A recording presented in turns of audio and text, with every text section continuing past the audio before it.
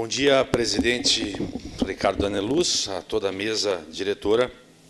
Eu quero cumprimentar pela iniciativa de trazer aqui o nosso secretário Jorge, também a médica e servidora André, para os esclarecimentos importantes que foram dados nesta plenária.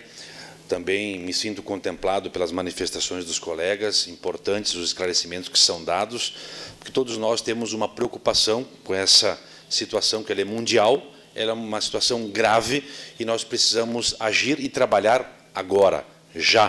Por isso que meus cumprimentos, secretário, parabenizar pelas medidas adotadas, desde a capacitação ao plano de contingência, a questão da contenção. Nós entendemos que tudo isso é preciso ser feito.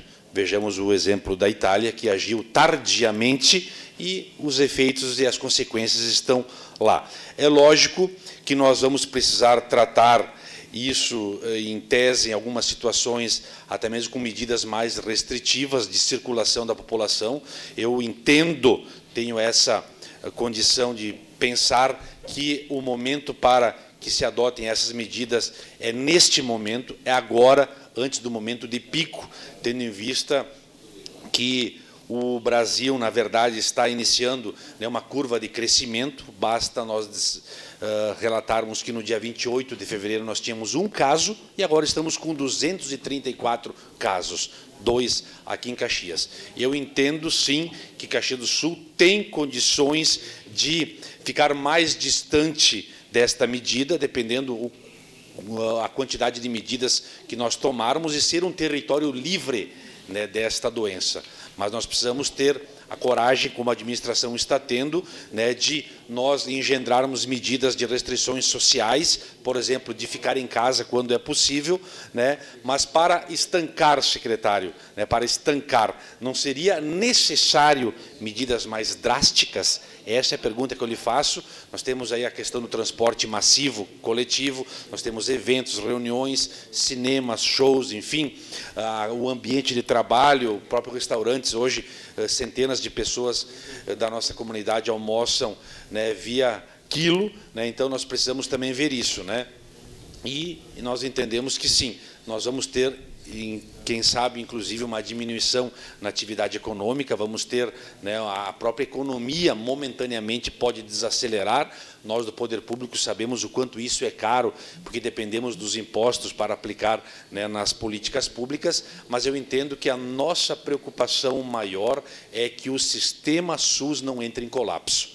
Essa é a nossa. Nós sabemos das deficiências que nós temos no atendimento à saúde, não somos uma cidade isolada, isso em todo o país. Nós sabemos que se esse número, essa curva de pico vier a acelerar, nós vamos ter carências, por exemplo, na questão de leitos de UTI. Então, a minha pergunta nesse sentido é isso: não seria necessário, para estancar de vez, de maneira preventiva, alguma medida mais drástica, e quais seriam essas medidas? E, por fim, também uma pergunta de uma gestante de nossa casa aqui legislativa, servidora pública: quais são os riscos das gestantes hoje adquirirem também esse vírus do coronavírus que está aí caminhando? De resto, cumprimentar, secretário, toda a administração pelas medidas para tentar conter o avanço. Nós sabemos que é uma situação nova, mas que a administração está trabalhando a bom termo.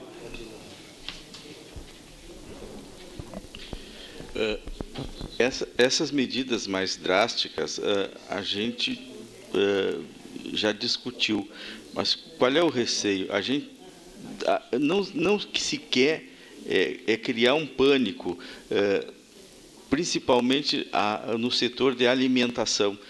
Se se faz umas medidas muito drásticas, eu posso gerar um desabastecimento, e isso é muito ruim.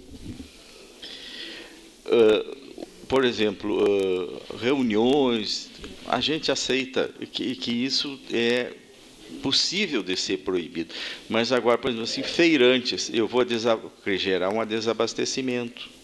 Restaurantes, vou gerar desabastecimento.